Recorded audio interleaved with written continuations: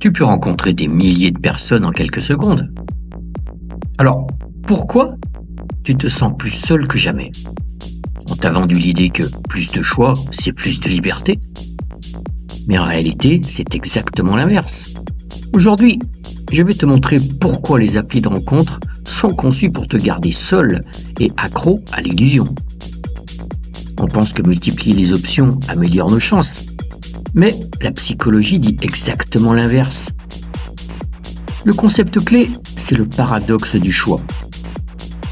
Une étude de Paré-Schwartz, très connue, montre que trop d'options entraînent anxiété, indécision et insatisfaction. C'est une analyse de The Paradox of Choice qui date de 2004. Les utilisateurs d'applications de rencontre passent en moyenne 90 minutes par jour à swiper. Résultat, tu choisis, mais tu doutes immédiatement. Tu es là, téléphone en main, une conversation vient à peine de commencer, quelqu'un te plaît. Il y a un début de connexion, un échange un peu vivant, un peu humain, et pourtant, ton pouce glisse, swipe, un autre, encore quelqu'un, encore une possibilité. Et à ce moment précis, tu crois que tu avances, tu crois que tu optimises, tu crois que tu fais un choix intelligent. Mais en réalité, tu es en train de fuir. Fuir quoi? Une chose très simple, mais très inconfortable, le fait de t'engager. Et si je te disais que ce geste répété des centaines de fois est exactement ce qui explique pourquoi tant de gens aujourd'hui se sentent seuls, tout en étant entourés de possibilités? Reste bien avec moi. Dans cette vidéo, tu vas apprendre à analyser ce phénomène et à prendre du recul. L'illusion moderne du choix infini. On vit dans une époque étrange. Une époque où on a plus de choix que n'importe quelle génération avant nous. Tu peux parler à quelqu'un à 500 mètres ou à 500 km en quelques secondes. Et on t'a raconté une histoire très séduisante. Plus tu as de choix, plus tu es libre. Sauf que c'est complètement faux. Trop de choix provoque une surcharge cognitive et donc moins de décisions prises. Ton cerveau n'est pas conçu pour gérer l'infini. Il est conçu pour choisir dans un environnement limité. Donc, face à trop de possibilités, il ne choisit pas mieux, il choisit moins ou pire, il ne choisit plus du tout. Parlons de Marc, 34 ans. Il rencontre quelqu'un sur une application, Claire. Premier rendez-vous simple, café, conversation fluide, rire naturel. Dans le dialogue, c'est rare de discuter aussi facilement avec quelqu'un ici. Oui, je trouve aussi. Elle rentre chez elle, et lui aussi. Et là, silence. Puis, téléphone. Swipe, swipe. Elle est bien, mais peut-être qu'il y a mieux. Et 2 semaines plus tard, plus personne. Pas parce qu'elle n'était pas bien, mais parce qu'elle n'était pas parfaite. Le syndrome du peut-être mieux. Maintenant, reste bien avec moi. On entre dans quelque chose de beaucoup plus sournois. Tu rencontres quelqu'un, ça se passe bien. La personne n'est pas parfaite, mais vivante, humaine, réelle. Et pourtant, une pensée commence à s'installer. Oui, mais peut-être qu'il y a mieux. Et cette phrase est une petite graine. Une graine qui ne pousse pas dans la réalité, mais dans ton imagination. Parce que le problème avec le mieux, c'est qu'il n'existe pas sous une forme réelle. Il existe uniquement comme possibilité. Et une possibilité est toujours parfaite. Elle ne parle pas trop fort, elle ne fait pas d'erreur, elle ne déçoit pas, elle est idéalisée. Et donc tu fais quelque chose de très humain mais de très destructeur. Tu compares une personne réelle à une illusion parfaite. Parlons de Sophia, 28 ans. Elle sort avec un homme depuis 3 semaines. Rien de spectaculaire, mais une base saine. Leur dialogue, j'aime bien nos moments ensemble. Moi aussi, je me sens bien avec toi. Mais le soir, lorsqu'elle est seule à nouveau, elle ouvre l'application et elle swipe, et elle se dit « Et si je passais à côté de mieux ?» Sans conflit, sans problème, sans raison, juste une hypothèse. Mais les hypothèses sont toujours plus fortes que la réalité. La machine invisible qui t'enferme. Maintenant, parlons des applications. Parce que non, elles ne sont pas neutres. Elles ne sont pas de simples outils de rencontre. Elles sont construites sur un principe très précis. La récompense variable. Tu swipes, tu ne sais pas ce que tu vas obtenir. Parfois rien, parfois un match, parfois une validation immédiate. Et ton cerveau adore ça. Une étude comportementale de la Stanford University en 2017 appelle ça des circuits de récompense dopaminergiques. C'est exactement le même mécanisme qu'une machine à sous. Tu ne sais jamais quand la récompense arrive et ça fait exploser ton taux de dopamine. Donc tu continues. Encore un swipe, encore un profil, encore une chance.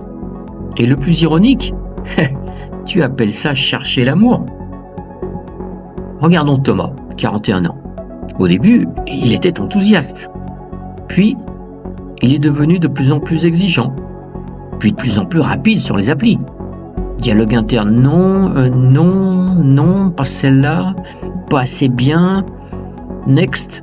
Et un jour, il n'arrivait même plus à terminer une conversation.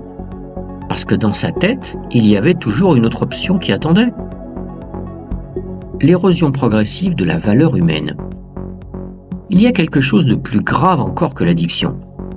C'est la dégradation du regard que tu portes sur les autres. Quand tout devient accessible, tout devient remplaçable. Une conversation devient une option. Une personne devient un profil. Une émotion devient un test.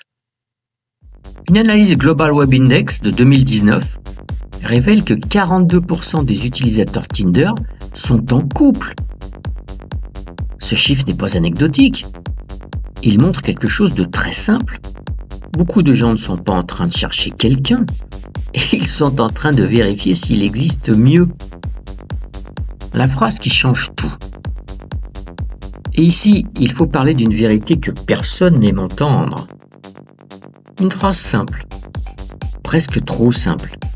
Et pourtant, elle contient à elle seule un basculement complet de la manière dont tu fonctionnes en amour. Choisir, c'est renoncer. Oui, c'est exactement ça. Choisir quelqu'un, ce n'est pas seulement dire oui à une personne, c'est dire non à toutes les autres possibilités. C'est fermer des portes. C'est abandonner des scénarios. C'est accepter qu'il n'existe pas une infinité de futurs optimaux cachés quelque part derrière un swipe de plus. Et c'est précisément là que ton cerveau moderne entre en conflit. Parce qu'aujourd'hui, on ne t'a pas appris à choisir, on t'a appris à comparer. Comparer les visages, comparer les conversations, comparer les sensations, comparer les débuts de relation comme si c'était des produits dans un catalogue invisible. Et à force de comparer, tu finis par développer une illusion dangereuse. L'illusion que le meilleur choix n'est jamais celui que tu as déjà. Qu'il est toujours juste un peu plus loin, juste un peu plus accessible, juste à un swipe supplémentaire. Et pendant ce temps-là, tu ne construis rien. Tu explores sans fin un espace de possible, sans jamais t'ancrer dans une réalité. Parce que choisir vraiment, c'est s'engager dans une seule direction. Et ça demande quelque chose que ton environnement moderne combat en permanence. La fermeture des options. Mais ton cerveau, lui, il préfère exactement l'inverse. Il préfère garder toutes les portes ouvertes, toutes les issues possibles, tous les scénarios alternatifs en arrière-plan. Parce qu'une porte ouverte donne l'illusion de liberté. Mais ce que tu ne vois pas, c'est qu'une porte ouverte en permanence empêche d'habiter une pièce. Et c'est exactement là que beaucoup de gens se perdent. Ils ne vivent pas une relation. Ils ne laissent pas une relation exister, ils la testent, ils la comparent, ils la maintiennent en option. Et sans s'en rendre compte, ils transforment l'amour en processus d'évaluation permanente. Alors que l'amour, ça n'est pas un classement, c'est un choix. Un choix imparfait, un choix limité, un choix qui implique forcément des renoncements. Mais aussi, un choix qui permet enfin de construire quelque chose de réel. Le miroir. Maintenant, accroche-toi, car on arrive au moment un peu moins confortable. Parce que chercher mieux, c'est une belle idée, mais encore faut-il se poser une question simple. Est-ce que toi-même, tu corresponds à ce que tu cherches? Parce que, soyons honnêtes 2 secondes, si, imaginons, tu te donnes une note de 6,5 sur 10, et il faut se rappeler malheureusement que beaucoup d'entre nous ont une fâcheuse tendance à se surévaluer.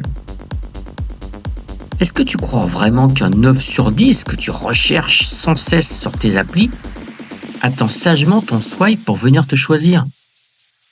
Franchement, c'est là que l'histoire devient intéressante. Tout le monde veut le meilleur, mais peu de gens acceptent de faire les efforts pour devenir quelqu'un de meilleur. C'est un peu comme vouloir une voiture de luxe en espérant la payer avec de la monnaie, avec quelques pièces dans sa poche. Et là, il faut être un minimum lucide. Le marché de l'attraction ne fonctionne pas sur les intentions, il fonctionne sur la réalité. Et la réalité, je vous le rappelle, elle ne swipe pas les fantasmes. Retour au réel. Dans le monde réel, les relations ne commencent jamais par la perfection. Elles commencent parfois par un doute, une petite maladresse, un silence étrange, une phrase mal tournée. Et c'est précisément là que quelque chose peut naître. Mais seulement si tu restes, bien sûr. Mais rester, c'est exactement ce que tout le système essaye de t'empêcher de faire. Conclusion. Alors pose-toi une question très simple. Est-ce que tu cherches vraiment quelqu'un? Ou est-ce que tu es devenu accro au fait de chercher quelqu'un? Je te laisse réfléchir à cette question. Si ma vidéo t'a fait réfléchir, pas juste écouter, mais réfléchir, alors abonne-toi à Réveil Relationnel, c'est gratuit.